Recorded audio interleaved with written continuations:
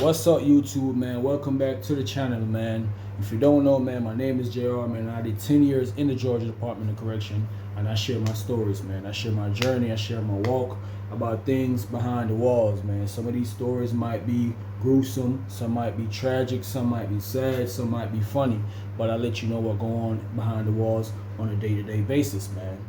This story right here, man, is a follow-up to the story I did yesterday, man. People highly requested it, the second part of what happened with the phone situation with Sako, man.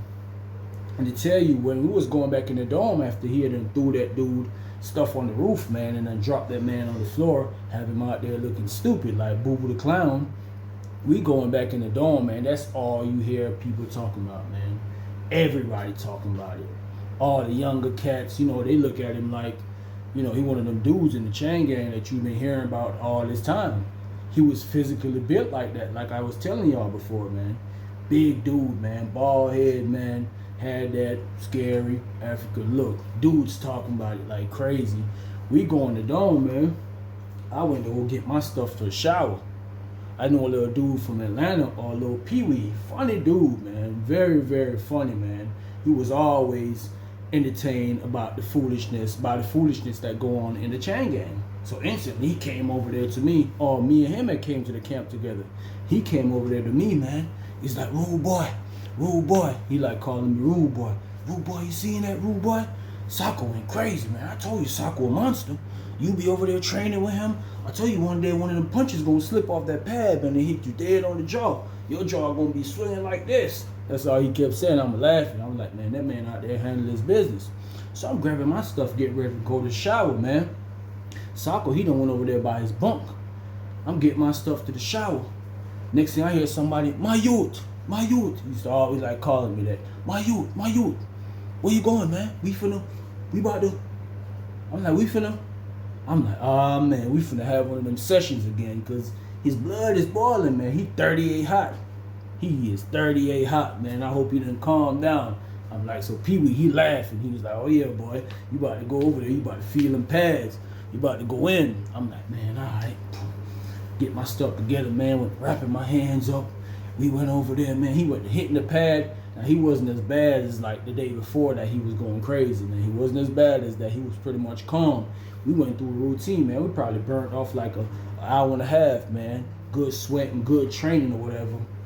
He went and sat down, and guess that had to calm his nerves, man. I went and took me a shower, whatever. Got me something to eat. I seen him on the bunk. He always bumping to some music, bro. He be sitting on his bunk. He's either reading Quran. He's always reading the Quran, man. Always reading the Quran. Like I said, he was very smart, man. He spoke 5 languages, and he used to teach a lot of the younger Muslims about the Quran. And he used to teach them about calling the prayers and all that stuff, because, he ain't no chain gang Muslim. He been a Muslim from the motherland. So a lot of dudes used to come for him for that knowledge. And he used to give him that knowledge, man. He was very, very smart, man, like I said, man. So after I done did what I did, man, I went over there to chop it up with him. And the whole time we chop it up, man, he always dropping jewels on me, man. Always dropping jewels about every aspect of everything, man. He used to tell me, man, and my youth, you can't play with these Yankees, my youth. You can't play with these Yankees. You got to let them know. You got to let them know, because if you don't let them know, they stomp all over you, man. They stomp all over you. And I'm like, oh, okay, all right. So he telling me, he's like, man, wait till I catch him again, man. Wait till I catch him again. He gonna have to give me my money, man. He gonna have to give me my money. Wait till I catch him again. And he just kept going about that. I'm thinking he done seen past that. Man, he done took that man Icy White stew on the roof and everything, man. You still want the bread. Still want the bread, man. So the next day, man, I went to programs. The next day. First block, I had to go to medical, man. I think I had motivation for change the second block.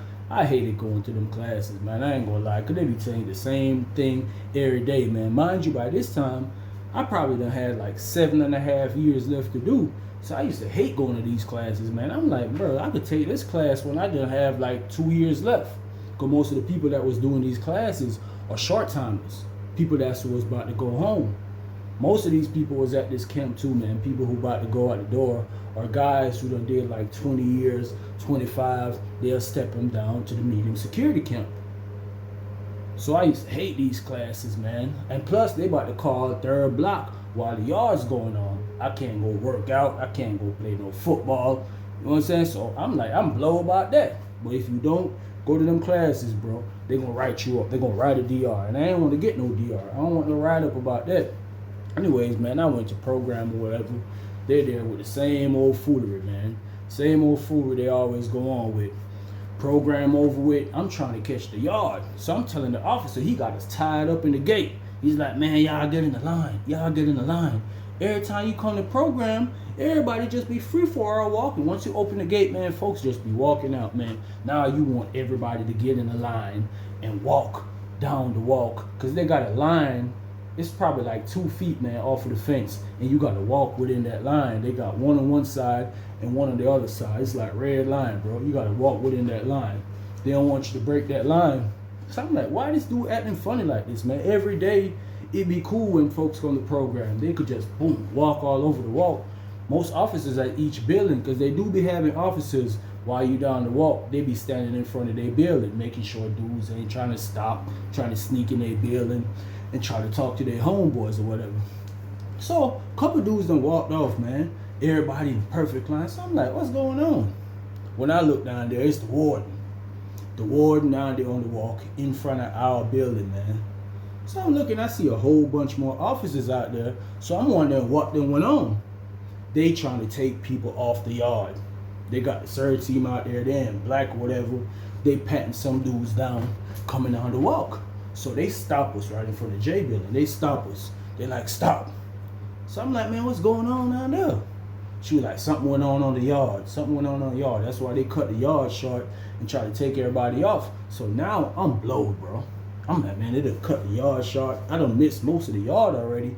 I'm trying to hurry back from this class that I ain't even want to go to so I could get back to the dorm and change my stuff and catch about the last 30 minutes of the yard. Seems like that was over with, man. They flooded on the walk. Anyways, man, they got most of the dudes off the yard, so they tell us now we could go. We walking down the building. Mind you, it's people going to like H building because it's like J, I, H. I'm going to I building. I'm between both buildings. So, you know, we got dudes branching off here. They got the warden down there. Big old stomach, man. White dude, bald head, big old stomach. He's standing on the walk like this. Just looking at everybody. He grilling you too, man. You walking by. I open the door. I go in my building. I see Pee Wee standing up in the hallway. He's like, man, rude boy, man, you missed it, bro. You missed it. I'm like, what you talking about? He's like, man, you missed it, man. I swear you missed it, man. You missed it. I'm like, what's up? He's like, man, your boy Sako, man. The crazy African, man. I'm telling you, man, he crazy, man. Sako went crazy on the yard again. So I'm like, what he did? He's like, man, what he didn't do. I was like, what he did, bro? He's like, man, he caught that dude again, man, with that phone. He caught him with that phone. So I'm like, man, what happened? I'm trying to hear what happened, bro, because I'm really mad I missed it. I should have been out there, front row like this. Had a seat, trying to see everything. He telling me, he's like, man, Sako done caught that dude with the phone. Dude came on the yard, and he was walking around on the yard with the phone. Somebody had done alerted Sako about him having the phone, because I guess he had done told Sako when he had first came to the yard that he working on the money. But he ain't telling me he had the phone on him. But Sako heard that he had the phone on him. And Pee Wee telling me, like, man, Sako went right over there, man. Dropped him. Boom. Dropped him, man. Took the phone off this man, bro. And went right over there to the toilet, bro. Tell him, hey, you need to look. You need to look. I don't care about this phone, man. I don't care about this. I don't care about this, man. It's about the principal, man. It's about the principal, man. I told you to give it to the brother. And you lied, man. So you give it to the brother when you didn't give it to the brother. And that's when they were like, man, he broke it. Snapped the flip in half. Throw it down the toilet. Flush it. By then, people started crowding around. Pee Wee was like, that's when the officer called the code. They called the code down there, man. Boom. He's like, them folks came down there. Sako standing over there in the bathroom area. What y'all want, man? What y'all want? What y'all want? They're like, what you flushing? What you flushing? Y'all just had that commotion. What you flushing? He's like, man, I'm just, Pee Wee like, man, he like, man, I'm just taking a piss. I'm just taking a piss. What y'all want to see? What y'all want to see? What y'all want to see? Y'all some scissors or something? Y'all some scissors or something? So, man, Pee Wee was laughing the whole time he telling me the story, man. So I'm like, bro, they locked him up? He's like, nah, bro, they ain't lock him up. They ain't lock him up. So I'm like, what happened to Randy? He was like, man, some guys that done stood him up. They took him up or whatever and carried him to medical. I'm like, carried him to medical? I'm like, what happened to him? He's like, man, his jaw was swinging. His jaw was just like this. I was like, man, Sako done broke that man's jaw, man. So now I'm like, man, I hope he don't tell who hit him. I hope he don't tell who hit him, man, because the officer ain't see who hit him. All she seen was a whole bunch of commotion and Sako over there by the bathroom area making a whole bunch of noise like this. And most of the times you see stuff like that, you think dudes might be over there fighting or a drug deal and gone bad or some crazy stuff, man. But at least he made it off the yard. I'm like, man, I hope Randy don't go up there, because once they seen that his jaw is broken, man, they're going to be trying to review the cameras on the yard. They're going to be asking, they're going to be pressing them about who hit them and all that. Hopefully, I was saying in my mind, I hope they don't catch it on the camera, man. I hope he don't tell. But I'm thinking he probably going to tell because, you know, the GDs have done kicked him out the whip. So he ain't got nobody to really stand behind him like that. He can't rock with the Ox no more because he put his kufi down, man. So he definitely can't rock with them. And they definitely not rocking with him, especially what he done did to Sako. And Sako was probably one of the realest Muslim, man, because he was from Africa, man. That man spoke 5 languages, know the Quran back and forth, could read it in full Arabic. I doubt any dudes on the compound could have did that, man. They probably knew some stuff in the Quran and could read a lot of stuff, but not like Sako, man. Not like him. So I make it back to the dorm, man. I see Sako sitting down. He just sitting down. You could tell he blow.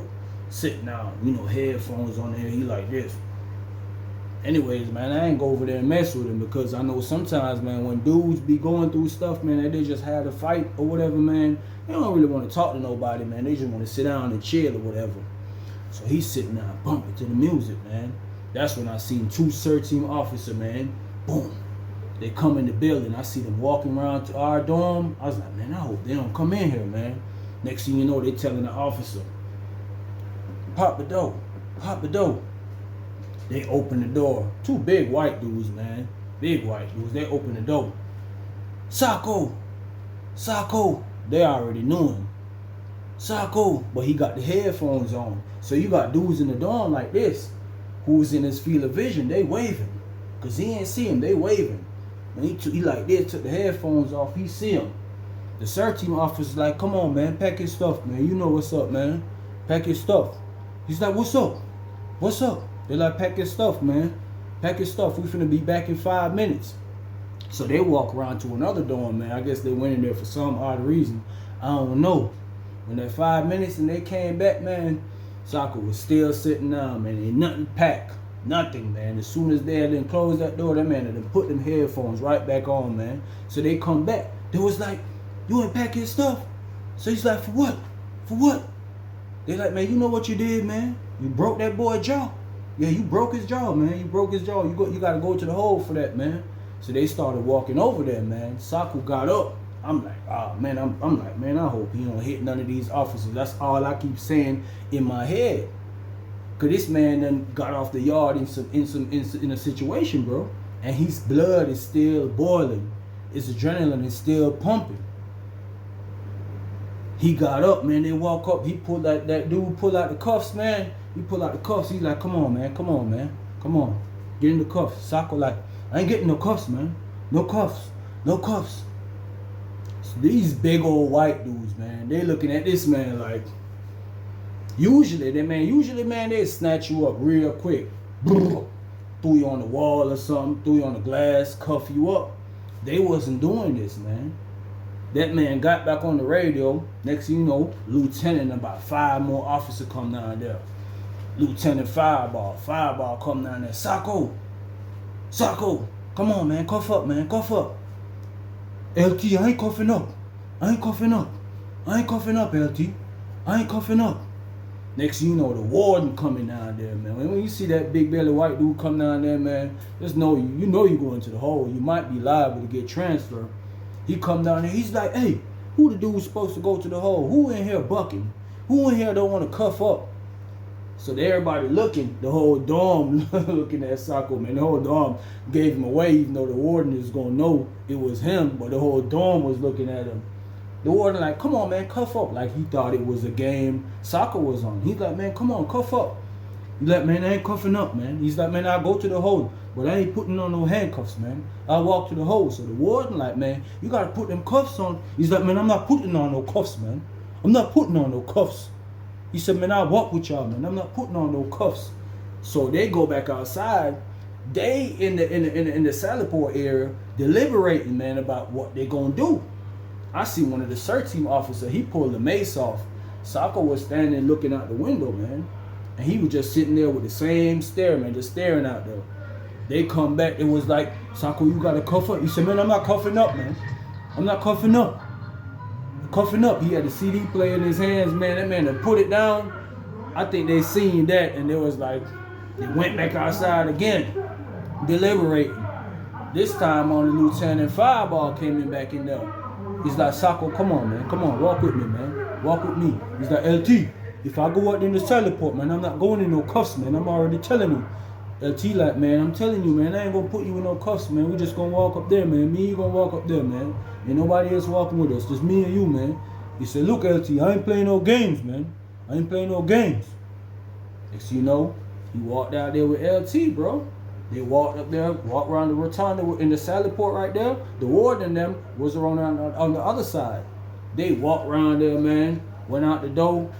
They brought him to the hole, man. That man went to the hole in no cuffs, bro. At one point, there about 12 officers out there, man. He telling them he ain't going into no cuffs, bro. And you find a lot of dudes like Sako throughout the system. Damn near every camp you go to, bro, you have a dude like this, bro. That the police, they scared to even mess with him, bro. Because these dudes are just go hard dudes, bro. They go hard 24/7, bro. But administration be still having somewhat of a respect for him, bro. Because most dudes like this, bro, they don't go around getting into petty stuff, bro. But when they go AWOL, bro, they go AWOL for real, bro. They go AWOL for real, man. But I appreciate y'all checking in, man. I definitely got a lot more stories on Sako, man. I've been around my guy for a minute, man. Real stand-up guy, one of the realest Muslim brothers I ever came across, man. And appreciate y'all checking out the video again, man. Much love, peace, respect, man.